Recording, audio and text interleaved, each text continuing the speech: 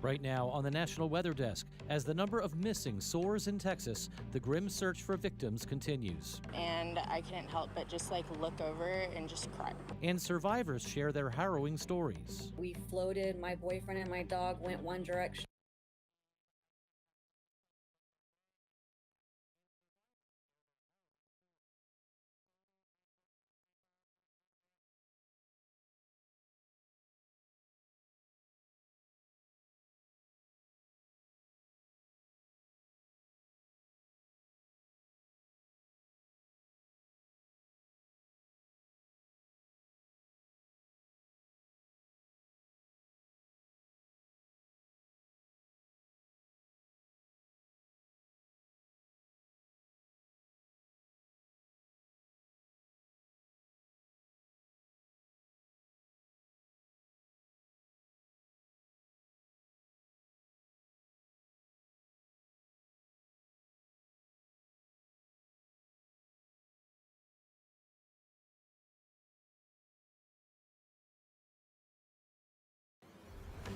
Right now on the National Weather Desk, as the number of missing soars in Texas, the grim search for victims continues. And I couldn't help but just look over and just cry. And survivors share their harrowing stories. We floated, my boyfriend and my dog went one direction, my son and I went another direction. Oh no, oh no. Meantime, new flash flooding in New Mexico sweeps away homes and lives. It kind of just went from bad to worse to see my best friend's house that I have memories in floating down the river. A powerful tornado makes a rare appearance in New York State. And it was picking up a lot of debris, and then I saw it pick up more speed. And a wildfire shuts down popular hiking trails in Washington State. From our nation's capital, this is the National Weather Desk.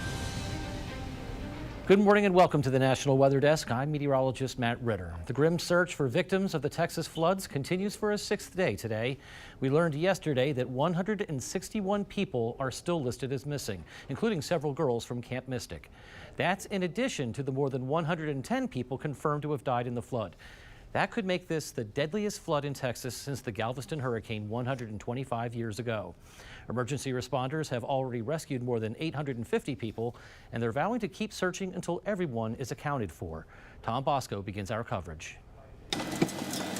Whether the debris was small or large, searchers are going over all of it. One of those rescuers is Antonio Elcara, who spent another 12-hour day here Tuesday. Walking around, looking for bodies. He's with a search and rescue group, searching downriver from the spot where Governor Greg Abbott announced that 161 people remain missing. That's a new number. What are you thinking about that? That's insane. In another neighborhood leveled by floodwaters, crews worked to pull this car out of the muck. Cadaver dogs then waded through the same mud, continuing the grim search. We got called by EMS to go search a pile that had a bad stench. Claire Waldrop and her 8-year-old chocolate lab named Atlas were called out a few times Tuesday, but they didn't find anything, something she has mixed feelings about. It feels good to be able to know that you could possibly reunite the family again, but it's also extremely devastating, obviously. She and Atlas live in Dallas, but she grew up in Kerrville and calls what she sees here devastating. I was standing at the Louise Hayes Park Bridge, and I couldn't help but just look over and just cry. This is never going to be the same, and it's never going to look the same, so it's really sad. And the once raging Guadalupe River now looks peaceful. Floodwaters that quickly rose and rampaged Camp Mystic on July 4th left behind plenty of wreckage, along with campers' belongings. But as Tom Rousey reports, the damage ripples far from the riverbanks. At Camp Mystic, people went through the belongings of girls who had to rush out the morning of July 4th with no time to grab anything. Luggage, mattresses, and other items are all lying on the grass. Fortunately, a lot of the girls and people who were here were able to escape that morning, but sadly, some did not, and some have still not been accounted for. Once you get west of the center of Hunt, Texas, an already devastating scene grows even worse. You find cars flipped over or leaning against a tree. This truck not even close to where the river normally is. A nearby home also destroyed. Although this part of Camp Mystic was one of the hardest hit areas, one thing you notice is this is far from the only spot of devastation. It is just mile after mile of damage along the Guadalupe River. In many cases, not just homes and buildings that were near the river, but homes well away from the river are also destroyed. And people continue to share stories on how they survived the floods. Erin Burgess was in her home when the water started filling her bedroom. She managed to escape, but that's when her nightmare began. Tried to get to high ground, but we floated. My boyfriend and my dog went one direction. My son and I went another direction, where we got stuck on a tree, and my boyfriend and my dog floated almost a mile to the back of my neighborhood. More than an hour later, the family was reunited. To see more of her story, head over to our TikTok page and just search for the National Weather Desk. 3 people, including 2 children, are dead after flash flooding in New Mexico late Tuesday. The floods happened in the village of Ruidoso, about 180 miles south of Albuquerque. There were also several water rescues, and the state's governor declared a state of emergency in the area. Alyssa Munoz has more. Well, this is just one area that was hit with that rushing water here in Ruidoso. You could see right here that mud and debris left on the sides of the streets, in the middle of the streets, and everywhere around. Now you can also see homes where they were damaged by that water, and also an RV right here. You can see it's tilted on its side.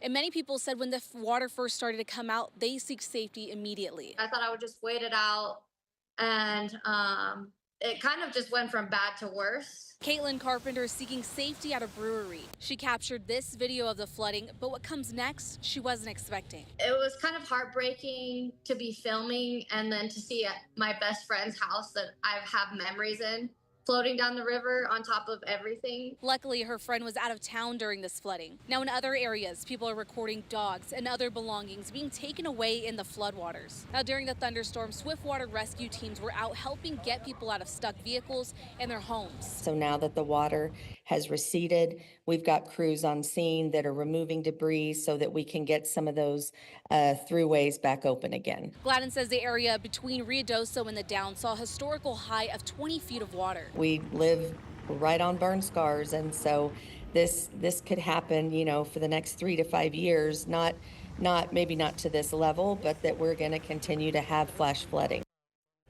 And there was also flooding in eastern Oklahoma. Water filled the streets, leading first responders to rescue several people stuck in their cars. The local Boys and Girls Club had to be evacuated. There were no reports of injuries there. Now turning to New York State, where a rare tornado struck southeast of Rochester Monday evening. It packed winds of 115 miles per hour. It was just the 6th confirmed EF2 in New York since 1950. Even more remarkable, no one was hurt. Christian Garzoni has a story. At first it was confusing because I wasn't sure what I was seeing. And then as I started realizing that it was kind of a funnel coming at us, I was panicking to get down the lift. And I look over and just saw the start of it, a lot of dust flying, tires were flying from the neighbors from the farm. The tornado literally tracked over their home on County Road 23 in Phelps. You could hear the sounds I'll never forget. And I actually thought the clinking I was hearing, I thought stuff was just hitting the metal roof, not realizing it was actually the metal roof flying off. The Clemens shaken up, but thankful that no one was hurt. John George says he never expected to become an amateur storm chaser. Monday evening, he captured video of a possible tornado rolling across the roadway on County Road 23. It was right behind the barns, and it was picking up a lot of debris, and then I saw it pick up more speed, and it hit a group of trees and a house, and then I saw a roof go off a house. And I continued a little further down, and I parked to watch it. The swirling wind tunnel getting a bit too close for comfort. George says he became an expert at driving in reverse. And there's a threat of more severe storms this afternoon and evening. The greatest risk stretches from Philadelphia down to Charlotte, North Carolina. And most of that same area is also under a flood watch through tonight. Torrential rains on already saturated soil may lead to flooding. The satellite imagery shows just how intense the rainfall was last weekend over central Texas. Tomorrow, we will learn what impact it had on the long-time drought there. But as meteorologist Chicago Windler shows us, all that water is already filling up lakes and reservoirs. On July 3rd, this lake was 44% full. It's July 8th. The lake is 67% full and still incrementally climbing. Not rapid anymore, but just a little bit. Conservation pool, 100% full, is 681. We will not get there. But I want to point your attention back here. You see those little islands in the distance? Those are the sometimes islands, which frankly have seemed like the always islands because they're always visible. Well, you can only see the tips of them. If the lake reaches 670 or above, those sometimes islands actually disappear. I don't think that's going to happen this go around either, but it's very, very obvious how much of a gain, over 21 feet of gain in just a matter of days because of this historic flooding. The cost, though, was immense and unfortunate. It's really heartbreaking. And a new study shows more intense summer weather could be leading to a higher number of heat-related deaths. It looks at 12 European cities between June 23rd and July 2nd when temperatures rose above 100 degrees Fahrenheit. The researchers estimate that period was about 2 to 7 degrees hotter than it would have been without human-made climate change. They argue global warming is responsible for about 65% of that death toll. We'll be right back.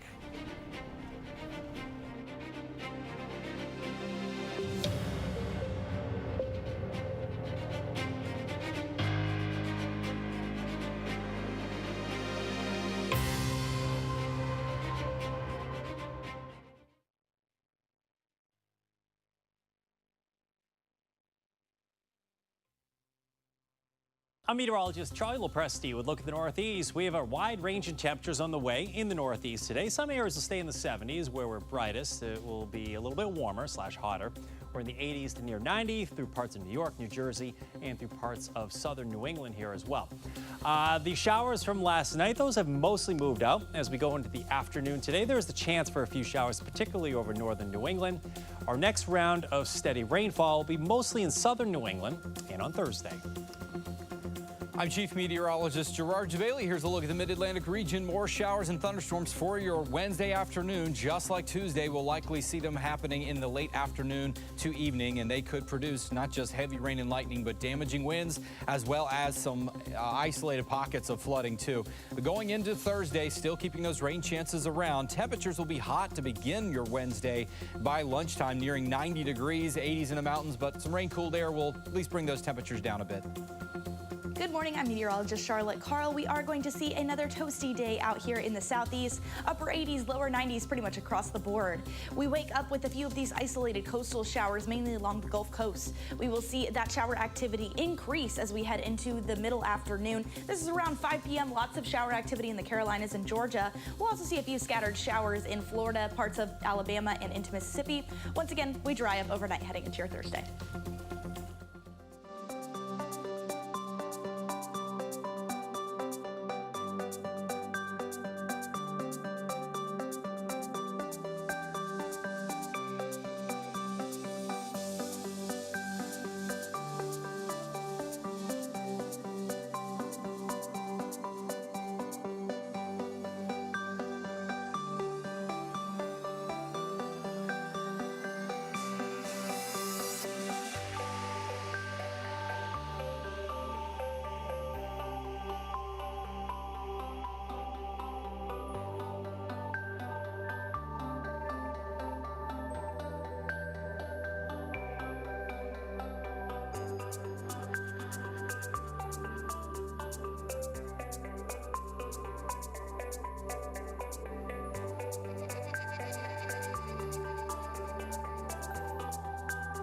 You are watching the National Weather Desk.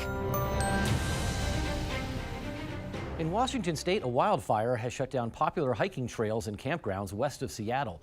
The Bear Gulch Fire near Lake Cushman has burned over 400 acres in the Olympic National Forest. Chris Daniels has details. Clean air and the calm of Lake Cushman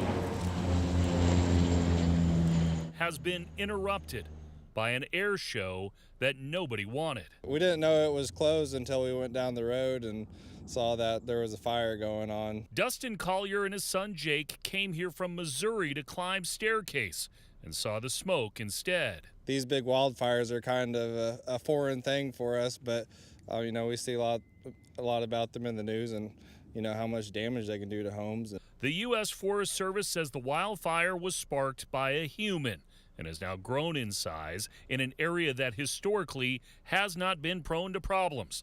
The smoke can be seen from Seattle, shrouding the iconic Mount Olympus. The terrain's so rugged that fire bosses have attacked it with the scoop and soak method, using the lake water in the fight. Multiple campgrounds and trails remain closed as the battle goes on. Gonna figure out what to do now. And onlookers wonder if their vacation plans, like the air, will continue to be interrupted. Making highways safer for drivers and protecting wildlife is the goal of a new plan released by officials in Seattle. They aim to do this by adding more wildlife overpasses and underpasses to major roadways. Meteorologist Stella Sun has more. Pass over Interstate 90 is where animals roam free. We've documented over 30,000 safe wildlife crossings since the first one was built somewhere around 2012 or so. Video from the Catchless Wildlife Overcross shows elk calves feasting on vegetation, a coyote marching through snow. Nighttime video shows a cougar walking under the interstate. We have a pretty much near zero instances of wildlife vehicle collisions within that corridor. Every year, there are 9,000 carcasses removed from state highways. Nobody wants to collide with a large animal weighing hundreds of pounds. An average deer vehicle collision can cost a person $14,000 when you're factoring in medical costs, repair costs. WashDOT and the Washington Department of Fish and Wildlife releasing a plan pinpointing 38 sections of state highways where building wildlife crossings, installing highway fencing, and retrofitting culverts could restore the movement corridors for wildlife. By targeting some of the worst places in the state, we can really make the highways a lot more safer for both wildlife and people. After assessing traffic volume, number of animal vehicle collisions, and other factors, these 38 sections of state highways are considered high priority. Where we are going to be building a second wildlife overpass, as well as I think about another 10 underpasses in that stretch. The second wildlife overcross above I-90 is expected to be done in the fall of 2028. And sightings of a different kind of wildlife have residents in Ohio on edge. Bears have been showing up in several locations in the state, and bear sightings across the country are on the rise. Tyler Madden has that story. You know, an officer for 33 years, worked a lot of night shifts, and I've never come across a bear. A black bear is seen running through Green Hills around 1:30 Monday morning.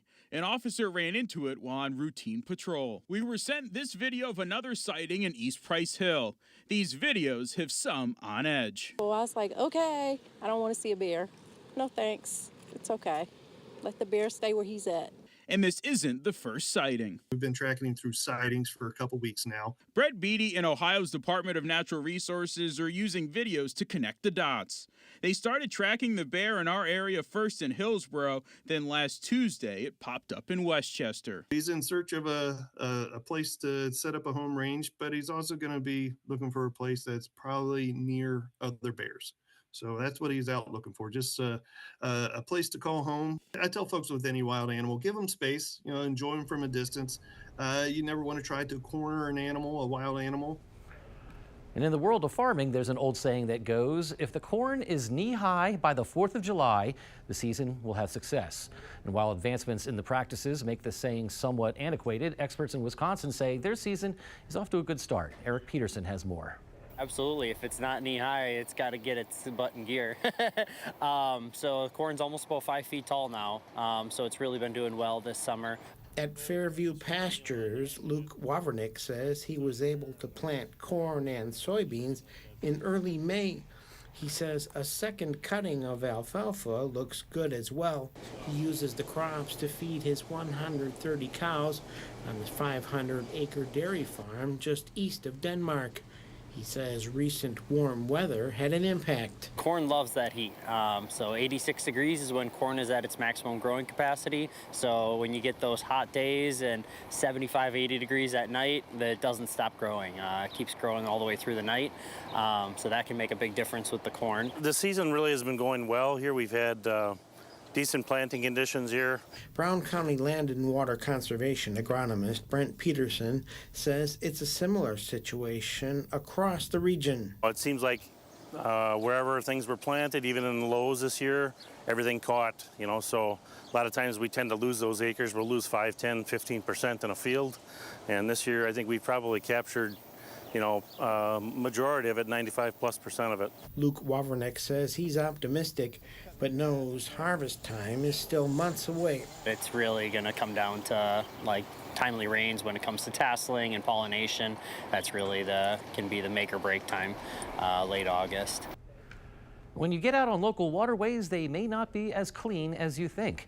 In South Carolina, clean water advocates hit the waters to make sure they're as tidy as possible so fun times won't make you sick. Katie Solt caught them in action. About which site, that's all. Precision teamwork underway to keep an eye on low country waterways. And the question we're trying to answer is whether or not it's safe to go swimming, paddling, sailing. Covering 40 miles weekly by boat, 26 times a year, including some work on land, this crew hits up 20 different sites each week. The Charleston waterkeeper is looking for signs of unhealthy bacteria and other factors. You assume that the pathogens that can get you sick are also present, and that means swimming and recreational activity can really be a risk to your health. Andrew Wonderly says this season so far has been a normal one. Spots like Shem Creek and James Island Creek are still testing high. The Folly River and Sullivan's Island are testing well, but efforts remain to keep all waterways clean. We've been able to focus resources, focus Charleston Waterkeepers' efforts, and focus state and local resources into those creeks to make sure that they're getting the type of attention and the type of a cleanup activity they need. Wonderly says municipalities have really stepped up efforts to make sure certain trouble spots are becoming cleaner and safe for public use. You see a lot of that work happening around Shem Creek right now, and you see a lot of that work happening around James Island Creek. We're expecting Philbin Creek to be next. That one needs a lot of help. And it's time now for a short break, but first we take to the skies over Myrtle Beach in the Grand Strand of South Carolina.